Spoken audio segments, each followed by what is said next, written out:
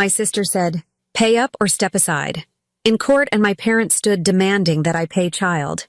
My name is Olivia Hartfield. I'm 32 years old, I'm an accountant, and I live in Boston. They said family always comes first. I just never realized I'd be the one they'd line up to pay the bill. The gavel struck the wood. The sound was flat and final. It cut through the quiet humming of the air conditioner. "Mrs. Hartfield," the judge said. His voice was tired. He looked at me over the top of his glasses. "Are you prepared to provide financial support for your sister's child?" I looked at him. I didn't look at my sister. I didn't look at my parents. I just looked at this man I had never met. This judge who held my whole life in his hands. The air in the courtroom was thick. It smelled like old paper and cheap floor polish. I could feel the hard back of the wooden bench against my spine. I sat perfectly still. I am an accountant. I deal in numbers. Numbers are clean. Numbers are honest. This room was the opposite. It was filled with lies. Clara, my sister, stood beside her attorney. She wasn't an accountant. She was a dreamer, or so my parents always said. I thought she was just lazy. Her voice dripped with triumph. It was a sound I had known my whole life. It was the sound of her getting exactly what she wanted, no matter who it hurt. "She agreed to help," Clara said loudly, to the whole room. "It's her responsibility, too." She promised. And before I tell you how everything flipped, like and subscribe, and drop a comment to tell me where you are watching from. I felt my lawyer shift beside me. I had told him she would lie. He hadn't fully believed me. He did now. My mother, sitting in the first row behind Clara, nodded. She was tearful. She was always tearful when Clara needed something. Her tears were a weapon. They had been used against me since I was a child. "It's true, Your Honor," my mother whispered, loud enough for everyone to hear. "Olivia always said she would take care of us." My father was next to her. He didn't look tearful. He looked angry. He folded his arms across his chest. His suit was too tight. I recognized it. I had bought it for him 2 Christmases ago. "You've always had more than her, Olivia," my father said, his voice booming. He wasn't talking to the judge. He was talking to me. "It's time to share. Your sister is struggling. Be a family." The courtroom was silent. This was it. This was the moment they had been waiting for. The moment they would finally break me. They had taken my husband. They had taken my peace. Now they wanted my money. The judge looked back at me. His face was blank. "Well, Mrs. Hartfield, did you make this promise?" I felt a small, strange feeling in my chest. It wasn't fear. It wasn't anger. It was peace. I let out a slow breath. I had practiced this. For months, I had practiced this. Then I smiled. It was a small smile. Just for me. Because what none of them knew, what I'd been quietly building for months, was about to turn their little performance into their undoing. Clara thought she had cornered me. My parents thought their guilt trip would work, one last time. They didn't know me at all. They saw me as a resource, a bank, an open wallet. They forgot that I am an accountant. I count everything, I track everything, and I never, ever forget a debt. "Your Honor," I said, my voice clear and steady. It didn't shake. I was proud of that. "May I present my own records?" Clara's smile faltered. My father leaned forward. My mother's crying stopped. This wasn't part of their plan. Clara and I were born 15 months apart. I was the older one, the responsible one, the quiet one. I was the planner, the one who made things work. Clara was the dreamer, the wild one, the one my parents adored, no matter what she broke. I learned about my job in the family very early. When I was 6, I saved up my allowance for 3 months to buy a porcelain doll. It had blue glass eyes and a yellow dress. I loved it. I kept it on a high shelf so it would be safe. Clara wanted to play with it. I said no. I told her it wasn't a play toy. It was for looking. The next day, I came home from school and found the doll in the driveway. Its face was cracked. The yellow dress was dirty. I ran inside, crying. My mother was in the kitchen cutting vegetables. Clara was sitting at the table eating a cookie. She broke it. I screamed. "She broke my doll." My mother sighed. She didn't even look up. "Olivia, don't be selfish. You should have shared with your sister." Clara smiled at me, a little milk mustache on her lip. "It was an accident," she said. "It's just a doll," my father said later that night. "You're the older sister. You should be more mature. You can always get another one." But I couldn't get another one. I had spent all my money. That was the first lesson. My work meant nothing. Her wants meant everything. It wasn't favoritism, not exactly. It was an ecosystem. I was the tree, and she was the vine that wraps around the tree and chokes it. But everyone says, look how beautifully they grow together. When I was in high school, I got a job at a local diner. I saved every penny. I bought my own first car, a rusty blue Toyota. Clara, when she turned 16, didn't get a job. She said working was for uncreative people. My parents co-signed a loan for her. She got a brand new red convertible. She has more friends, Olivia, my mom explained, as if that made sense. She needs to be able to drive them around. When I got my acceptance letter to college, with a half scholarship for my grades, my father nodded. Good, he said. Accounting, smart. You'll make good money. When Clara announced she wasn't going to college, that she was going to find herself in Europe, my parents threw her a party. They cashed out a bond they had told me was for both your educations. It paid for her trip. She came back 3 months later, broken, complaining. This pattern repeated over and over. When I got my first internship at a Boston firm, I was so proud. I had worked so hard. I called home to tell them. My mother's voice was flat. That's nice, dear. But listen, don't brag about it, okay? You'll make your sister feel small. She's going through a hard time. I looked at the phone. What hard time? She got fired again, Mom said. Clara got fired from 3 jobs in a row. A coffee shop, a bookstore, an office where she was a receptionist. My parents said she was finding herself. The world is just too harsh for a sensitive soul like Clara, my mother would say. I was not a sensitive soul. I was the reliable one. I graduated. I got my CPA. I started making good money. And as soon as I did, the calls started. Olivia, darling, your sister just needs a little help with her rent this month. Olivia, Clara's car broke down. Could you just help with the repair bill? Olivia, she wants to take this art class. It would be so good for her spirit. It was an ecosystem. And I was the one funding it. I paid. I paid because it was easier than the fight. It was easier than the guilt trips. It was easier than hearing my father's disappointed voice. I thought we raised you to be generous, Olivia. I paid, and they smiled, and Clara dreamed. I didn't know that I was just practicing. I was practicing for the main event. I was practicing for them to take everything. I was the good daughter, the quiet one, the one who made things work. I was so busy being the tree, I didn't realize they were all holding axes. I met Daniel at a conference. A boring, sensible accounting conference in a gray hotel ballroom. He was different. He wasn't a dreamer. He wasn't wild. He was a builder. He had a small construction business. He built decks, repaired foundations. He built small, steady things. He was quiet. He was kind. He listened to me. When I told him about my job, he didn't ask how much money I made. He asked what I liked about it. I like the order, I told him, sipping a stale coffee. I like when everything balances to 0. He smiled. I'm the same, he said. I like when a line is perfectly level. I fell in love with him. I fell in love with his steadiness. He felt like a safe harbor. My family was a storm. Daniel was a quiet, solid house. We dated for a year. He was patient. He understood my long hours during tax season. I helped him organize his receipts and invoices. We were a good team. He met my family at a barbecue. My parents, of course, loved him. He was successful. He was handsome. Clara met him too. I saw the way she looked at him. It was the same way she had looked at my porcelain doll. I should have known then. I should have packed up my quiet, solid house and run. But I thought he was different. I thought he was mine. Clara was engaged to someone else at the time. A musician. My parents hated him. He's so unstable, my mother said. Clara started coming over to our apartment. My apartment, really? Daniel had just moved in.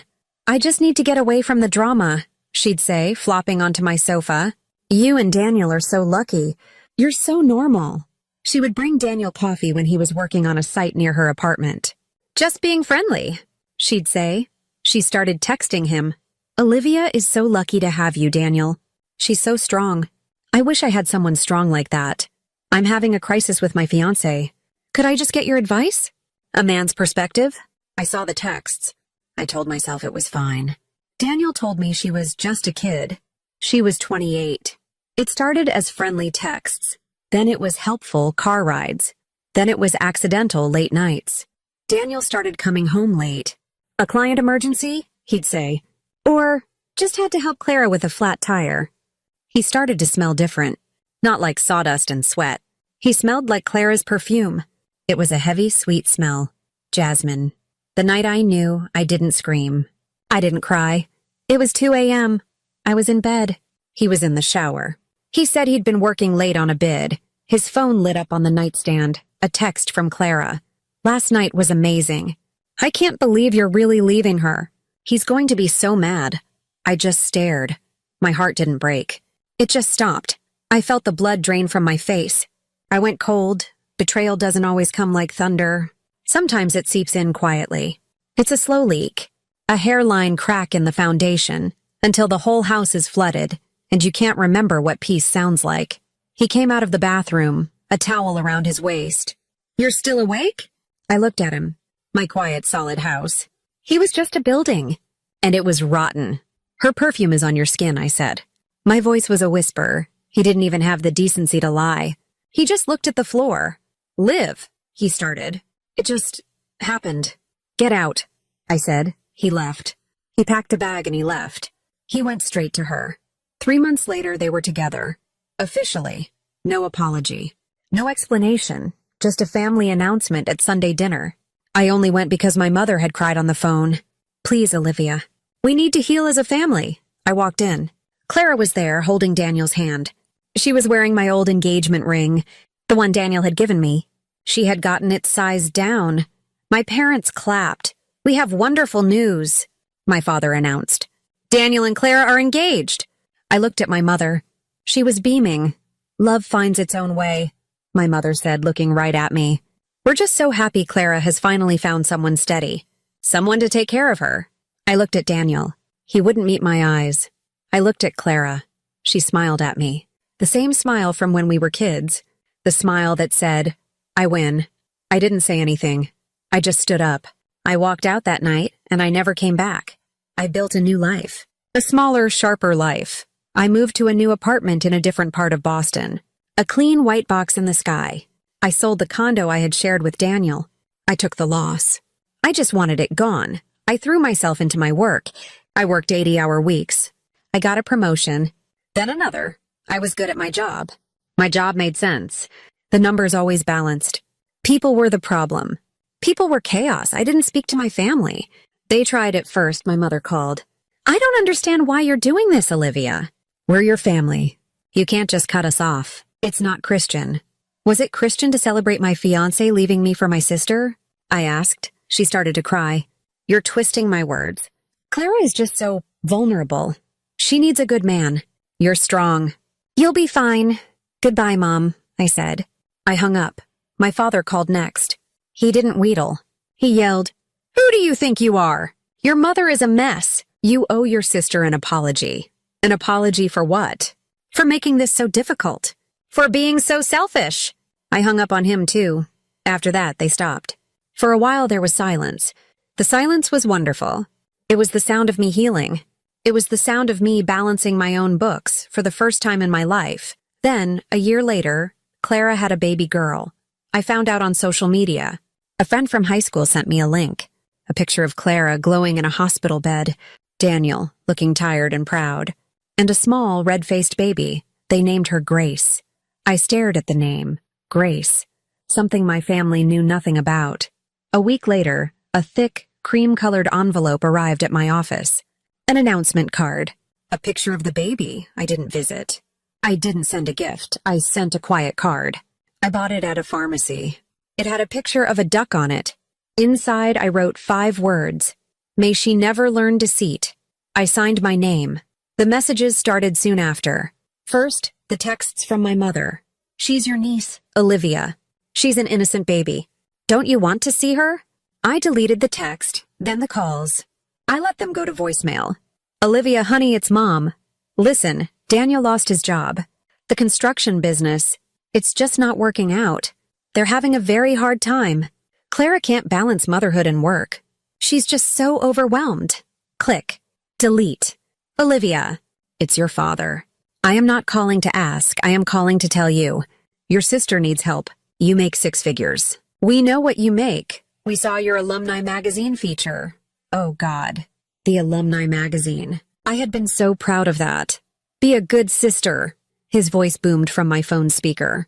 Help them with the child's expenses. It's the least you can do. I deleted the voicemail. My mother called again.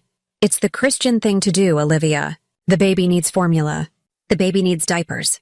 What if she gets sick? You have so much. They have so little. I hung up. I blocked their numbers. The quiet returned. For 3 weeks it was quiet. I should have known. The quiet is always just a battlefield reloading. The next week I got a letter. It wasn't from my family. It was from a law firm, Reeves Viges Hartfield. I opened it. My hands were shaking. It was a petition for child support. They were suing me.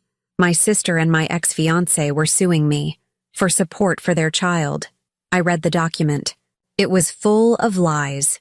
Ms. Hartfield made a verbal and written commitment to provide for her sister, Clara Reeves, and any dependents in the event of financial hardship. Ms. Hartfield has acted as a parental figure and financial guarantor for Ms. Reeves for over a decade. Ms. Hartfield's established pattern of payment demonstrates a clear in loco parentis relationship. They were taking my kindness and twisting it into a weapon. They were taking my years of being the good daughter and turning it into a legal contract. I sat at my desk. The white, clean desk in my white, clean apartment. I didn't cry. I got angry. It was a cold, clean, perfect anger. It was an anger that balanced to zero. I picked up the phone. I called the best lawyer I could find. They want to fight? I whispered to the empty room. Fine, I'll bring the receipts. My lawyer's name was Arthur. He was old, expensive, and looked like he ate bad news for breakfast. I sat in his office. It was all dark wood and leather books. This is ambitious, Arthur said, reading the petition. He looked at me over his glasses, just like the judge had, but his eyes were sharp. They're trying to claim you're a de facto parent because you paid her rent? I paid her rent. I paid her car bills. I paid for her art classes. I paid for her European trip. My parents, they encouraged it. They said it was my job as the successful sister. And you have records of this? I slid a binder across his desk. A thick, black 3-ring binder. I'm an accountant, I said. I have records of everything. He opened the binder. He flipped through the pages. Bank statements. Check copies. Emails from my mother. Olivia, Clara just needs $500 for a deposit. Emails from my father. Your sister's car insurance is due. Handle it. Arthur was silent for a full 5 minutes. He just read. Then he closed the binder. He looked at me. They are very, very stupid, he said. That's not what I'm worried about, I said. I pulled out another file. This one was thinner. This is the real trap. He opened the second file. They had filed documents. They stated that Daniel's business debts, the ones that had bankrupted him, were tied to our old marital account, an account I had thought was closed, an account that I had opened with him. When we first moved in together, these loans were taken. After you separated? Arthur asked, his voice sharp. A month after, I have the bank statements showing a zero balance when I left. But I must have forgotten to get my name fully removed. I was a mess. I just wanted out. I thought he'd be decent and close it. He wasn't decent, Arthur said. He and your sister used it. They're claiming that because my name was on the account, I am liable for his business debt. And they're claiming that his business debt is why they can't afford to care for their child. Therefore, I am responsible. It was a calculated ambush. It was brilliant, in its own terrible way. It wasn't just about the child support. That was the hook. The real prize was the business debt. They were trying to make me pay for the failure of the man who left me. Clara's idea, I was sure of it. Daniel wasn't this smart. This was my sister, the dreamer. She had been dreaming of this. They knew that if I couldn't prove separation before the loans were taken, I could be held financially responsible, I said. They're trying to bankrupt me. Arthur leaned back. This is beyond family law. This is fraud. I know, I said. But we have to prove it. We had 2 months before the hearing. I went home. I went to my clean white apartment. And I packed it up. I put my furniture in storage. I moved into a cheap extended stay hotel. I took a leave of absence from my job. I told my boss it was a family emergency. He understood. Then I went to work. I didn't just need a lawyer. I needed someone who could follow the money. I needed someone like me. I hired a forensic accountant. A woman named Rita. She was even scarier than Arthur. For 6 weeks, we lived in a conference room. We had whiteboards. We had spreadsheets. We drank stale coffee and ate bad takeout. We pulled every transaction, every email, every text message, and we found it. We found the emails between Daniel and the bank. We found the loan applications, and then we found the crown jewel. Rita called me over. You need to see this. It was an IP log. An email from Daniel to his loan officer, sent 3 weeks after I left him. It had a signed personal guarantee attached, but the IP address, it wasn't from Daniel's new apartment. It wasn't from his office. It was from a coffee shop, the one 2 blocks from my parents' house. Rita clicked a few more keys. And look at this. A text message. From Clara to a friend. We had gotten her phone records in Discovery. The text was from the same day. The same time. Friend. How are you going to get the money? Clara, don't worry. Liv's name is on everything. She's so stupid. She's so focused on being right, she won't even see us coming. Rita and I looked at each other. That's not all, Rita said. She pulled up another file. A social media post. Clara's. From the same day. A picture of her, smiling, holding a latte. The caption? Making big moves. Sometimes you have to be your own hero. The geotag? The coffee shop. 2 blocks from my parents' house. She hadn't just known. She had done it. She had forged my signature. Or, just as bad, she had convinced Daniel to do it, using my old digital files. My hands were steady. I didn't shake, I just saved the file. Exhibit A, fraud.pdf. The night before the hearing, my phone lit up. It was a text. From a number I didn't recognize. It's Clara. I stared at it. We're in court tomorrow. This is your last chance to be a decent person. Just give us what we want and it all goes away. Pay up or step aside. Step aside. As if I was the one in her way. As if she hadn't taken everything. I didn't reply. I just turned off my phone. I went to sleep. I had a big day tomorrow. I had receipts to file. The morning of the hearing, I woke up before the alarm. It was 5 a.m. The cheap polyester curtains of my extended stay hotel room were a sickly yellow color. The room smelled like stale air and old carpet. I had been living there for 6 weeks. My nice apartment, my white clean box in the sky, was in storage. My life was in cardboard boxes. I got up. I didn't feel tired. I felt sharp. I went to the small kitchenette and made a cup of instant coffee. I stood by the window, looking down at an empty parking lot. They thought I was in that apartment. They thought I was crying. They thought I was broken. They thought I was scared, trying to figure out how to pay them. They thought they had cornered me. I took a sip of the bad coffee. It was bitter but hot. I thought about Clara's text. Pay up or step aside. It was so like her. She thought there were only 2 options, her winning or her winning another way. She couldn't imagine a third option. She couldn't imagine me. I had spent my entire life stepping aside. I stepped aside for the broken doll. I stepped aside for the new car. I stepped aside for the trip to Europe. When she took Daniel, I stepped aside. When they announced their engagement at Sunday dinner, I stepped aside. I was the queen of stepping aside, and they had built their entire world on that one fact. They built their house on my aside. They were so used to me moving. They didn't know what would happen if I finally stood still. I turned from the window. For months, I'd been collecting everything. When I first left Daniel, I was just surviving. I was just trying to breathe. But when that lawsuit came, the shock woke me up. It was like a bucket of ice water. The grief was gone. The hurt was gone.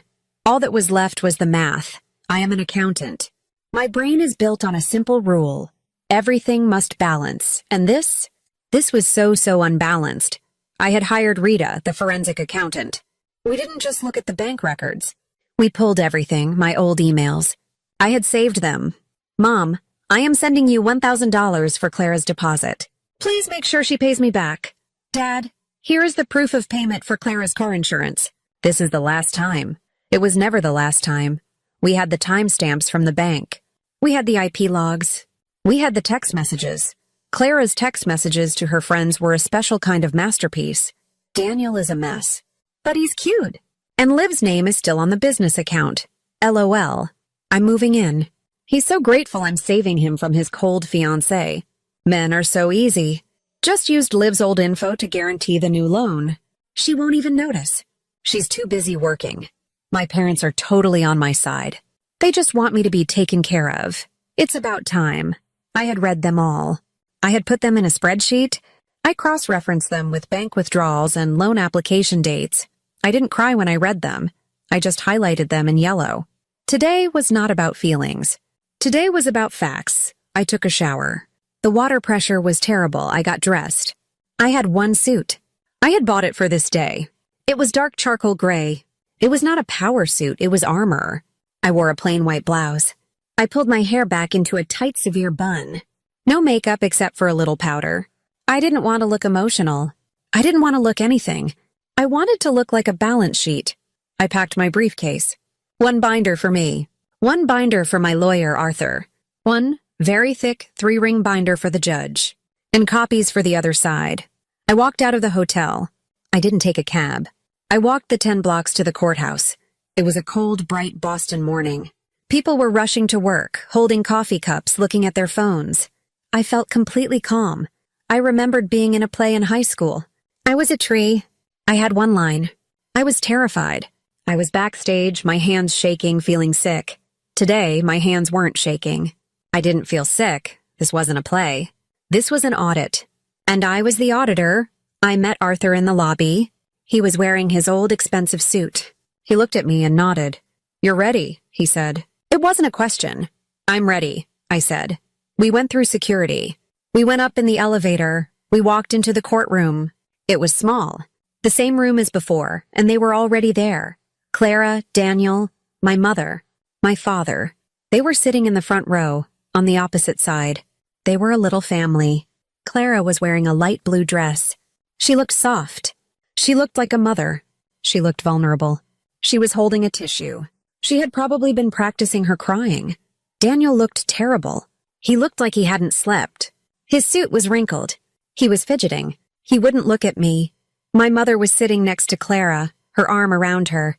She was whispering to her, comforting her. She was glaring at me. Her face said, "Look what you've done to your sister." My father sat on the end. He just looked angry. He was staring at me. His arms were crossed. He was trying to intimidate me. The way he always had. I sat down next to Arthur. I placed my briefcase on the floor. I opened my binder. I took out a pen. I didn't look at them. I just looked straight ahead. At the judge's empty chair. Clara thought she had cornered me. My parents thought they could guilt me. I came armed with facts. And the first rule of accounting is that facts don't care about your feelings. The gavel struck. The judge sat down. "Reeves versus Hartfield," he said, his voice echoing in the small room. Clara's lawyer went first. He was young, with a cheap suit and too much hair gel. He gave a long, sad speech. He painted a picture of a struggling young mother, a woman abandoned by her cold, wealthy, childless sister. "My client, Clara Reeves, is a new mother," he said, his voice thick with fake sympathy. Her sister, Olivia Hartfield, a woman of considerable means, promised to care for her. She promised to support her. And when Clara needed her most, when this beautiful baby girl, Grace, was born, Olivia Hartfield turned her back. Clara, right on cue, let out a small, quiet sob. My mother rubbed her back. "They are not asking for much, Your Honor," the lawyer said. "Just what was promised. Just a little help," he went on. He brought up the business debts. Daniel Reeves's business failed. It was a tragedy, and it was tied to an account he shared with Ms. Hartfield. She bears that responsibility. Her refusal to help is what has left this child, this innocent baby, without the support she deserves. The lawyer sat down. He looked very proud of himself. The judge looked at the paperwork. He sighed. Then he turned to me. "Mrs. Hartfield," he said. He still called me Mrs. "Do you have anything to say in your defense?" This was it. Arthur stood up. "Your Honor, Ms. Hartfield will be speaking for herself. This was Arthur's idea." He said, "Let them hear it from you. Let the judge see you." I stood up, slow and calm. The room was silent. I could feel all their eyes on me. Clara, Daniel, my parents. I buttoned the single button on my charcoal gray jacket. "Yes, Your Honor," I said. My voice was clear. It didn't shake. "I do." I picked up the thick 3-ring binder. The one labeled Exhibit A. I walked to the front. I gave one copy to Clara's lawyer. I gave one to the judge's clerk. Clara's lawyer flipped it open, annoyed. He thought it was just bank statements. Your Honor, I said, walking back to my table. I opened my own copy. My sister and her lawyer have built a story. I am here to provide the facts. I turned to the first tab. Page 1 is my final bank statement from the joint account, dated 3 days after I left Mr. Reeves. You will see the balance was 0. The account was closed by me. Clara's lawyer stood up. Objection. What is this? It's Discovery Counsel, Arthur said without even standing. You've had it for a week. Maybe you should have read it. The judge waved his hand. Continue, Ms. Hartfield. Page 2, I said, is the loan application from Mr. Reeves, the first of 3. You will note the date. It is 2 weeks after I closed the account. You will also note that the account number is different. He had opened a new account, a new business account, under a similar name, but it was not my account. I could see Daniel start to sweat. Page 3 is the signature page for that loan. It required a personal guarantor. I looked up. I looked straight at Clara. Her face was starting to get pale. Mr. Reeves was not creditworthy. His business was already failing. The bank required a co-signer. Daniel Reeves's signature is on the first line. My sister, Clara Reeves. Her signature is on the second, my mother gasped. No, she whispered. That's not true. Objection, the lawyer yelled, standing up. This is irrelevant. It is extremely relevant, counsel, the judge said. His voice was cold. He was reading ahead. It speaks to the financial state of the plaintiffs. I turned the page. Furthermore, Your Honor, my sister and Mr. Reeves knew they couldn't get the loans they needed. So they escalated. Page 10. This is a different loan application. A larger one. From a different bank. I paused. This was the one. This application was submitted online. The bank, seeing my name in the system from my old closed account, requested a digital confirmation. I have, on page 12, the IP logs from that confirmation. The electronic signature? It was not sent from my apartment. It was not sent from my office. I looked at Clara again. She was starting to shake. It was sent from a public Wi-Fi network. The IP address is for the coffee shop on the corner of Elm and Oak, 2 blocks from our parents' house. I turned the page. On page 13, you will see a social media post. From my sister Clara. She is at that coffee shop. On that day, at that time, her caption reads, Making Big Moves. And on page 14, a text message from my sister to a friend, sent 10 minutes later. Just used Liv's old info to guarantee the new loan. She won't even notice. She's too busy working. The courtroom erupted in murmurs. Clara's lawyer was speechless. He was just staring at the page. Your Honor, I said, my voice growing stronger. My sister didn't just know about the debt. She acquired it. She and Daniel Reeves knowingly used my identity and my pre-divorce account access. Access I thought was sealed, for financial gain. They committed identity theft. They committed bank fraud. And they committed tax fraud by filing for benefits using an income statement that was based on those fraudulent loans. The color drained from their faces. All of them. My mother's mouth was open. She looked horrified. My father was standing up. That's a lie. You're lying, Olivia. Sit down. The judge roared. My father, for the first time in his life, did what he was told. He fell back into the bench, Clara was whispering. I could just hear her. She was leaning across the table to her lawyer. She wouldn't dare, she whispered. She wouldn't dare. I looked at her. I looked at my little sister, the dreamer, the one everyone had to protect. I looked at the woman who had stolen my fiancé, my peace, and then tried to steal my future. I didn't yell. I didn't cry. I just spoke the truth. You dared first. The judge stared at the papers. He wasn't flipping anymore. He was reading. The silence in the courtroom was a new kind. It wasn't the silence of waiting. It was the silence of an execution. I could hear Clara breathing. It was fast and shallow. She was starting to hyperventilate.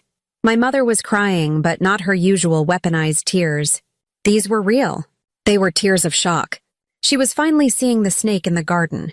She just didn't realize she had helped raise it. My father just looked old. The anger was gone. He just looked deflated. The judge closed the binder. He put his hands on top of it. He looked at Clara and Daniel. Mr. Reeves, Mrs. Reeves. He didn't call her Mrs. anymore. Your lawyer. Do you have anything to to say about this evidence? Clara's lawyer stood up. He looked sick. Your Honor, we were not aware. This is a clear family dispute? A family dispute? The judge cut him off. Counsel, I am looking at bank fraud. I am looking at perjury. You filed a sworn statement with this court, claiming your clients were destitute. You failed to mention why. You failed to mention that their destitution is a direct result of their own criminal activity. Your Honor, I must... Sit down, counsel. You are dangerously close to being sanctioned, the lawyer sat. The judge turned to me. His face was soft for a moment. Ms. Hartfield, you have been through an ordeal.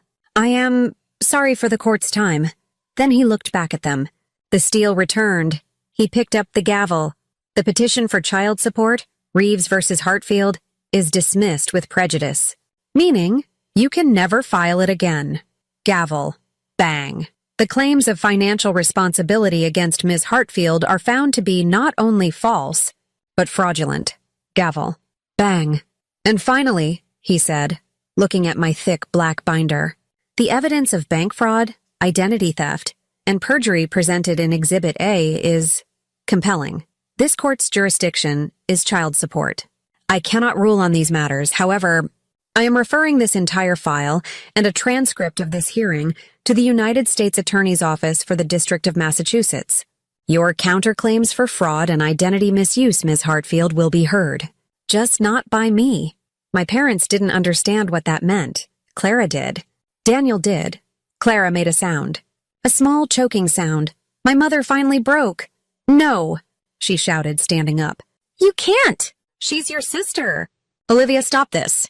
Tell him to stop. It's your sister. The judge silenced her with the gavel. A hard, final bang. Ma'am, sit down. This is a court of law. She turned to me. Olivia, please. You've made your point. Don't do this to her. Don't do this to us. I just looked at her. I didn't say anything. The judge leaned over the bench.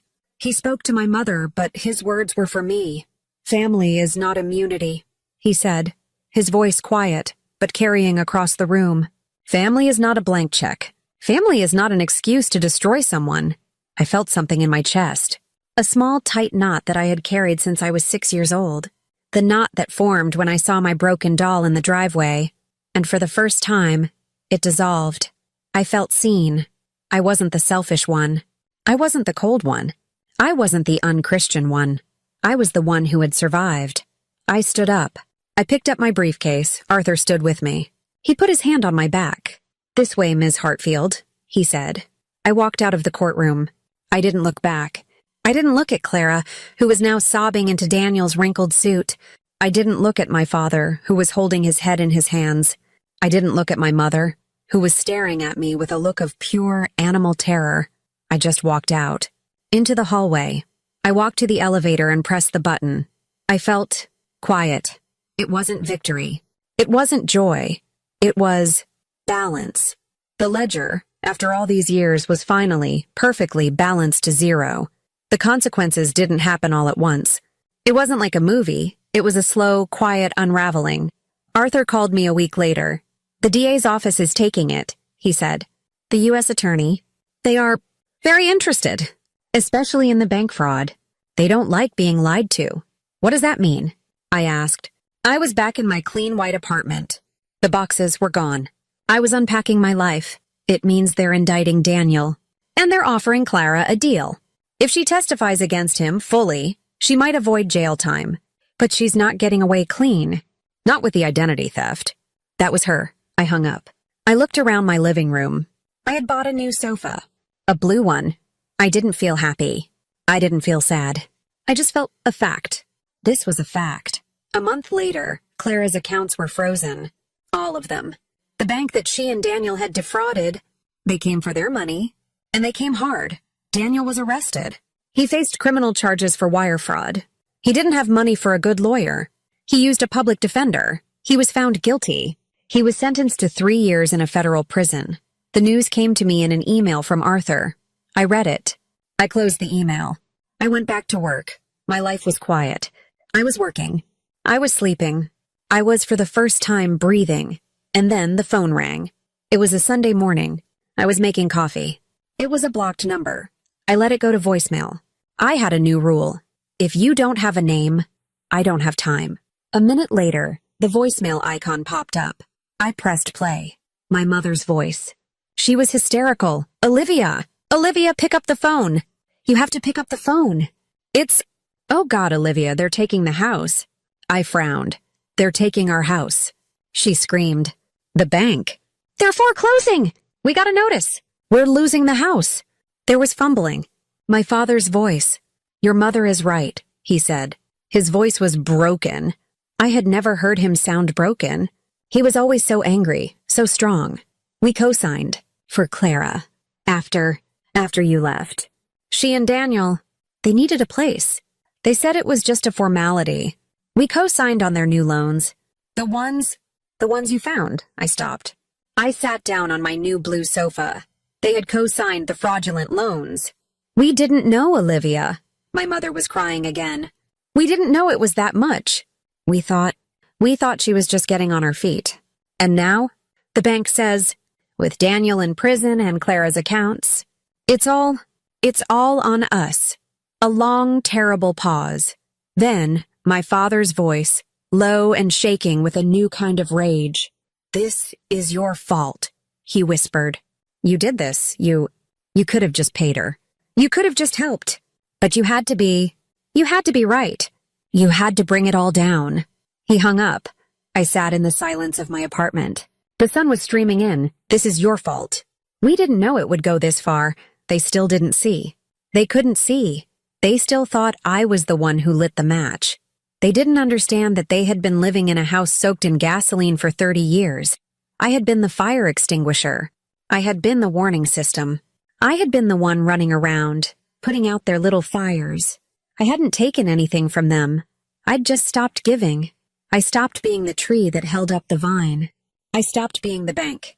I stopped being the quiet, reliable one. When I stepped away, the whole rotten structure they had built, it just fell. That's not destruction. That's gravity. I picked up the phone. I looked at their voicemail. I pressed delete.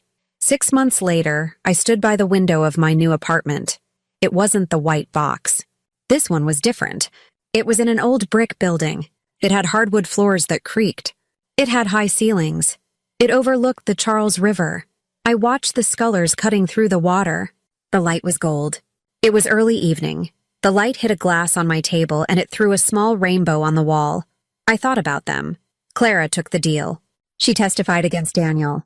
She got 5 years of probation and had to pay a fine I knew she could never afford. She was living with a friend. She had lost her baby. Grace was in temporary foster care until Clara stabilized. My parents lost their house. They were renting a small apartment in a bad neighborhood. My mother was working as a cashier. My father was a greeter at a big box store. They were broken. I didn't feel joy. I just felt the quiet. I whispered to myself, peace isn't revenge. Revenge is loud. Revenge is angry. Revenge is still about them. This was peace. Peace is proof they no longer control you. Peace is a ledger that is finally balanced. Peace is a quiet apartment, a view of the river, and a future that belongs only to me. If you've ever been blamed for what you didn't do, or forced to clean up what others broke, hit like, subscribe, and tell me where you're watching from. Because silence doesn't mean surrender.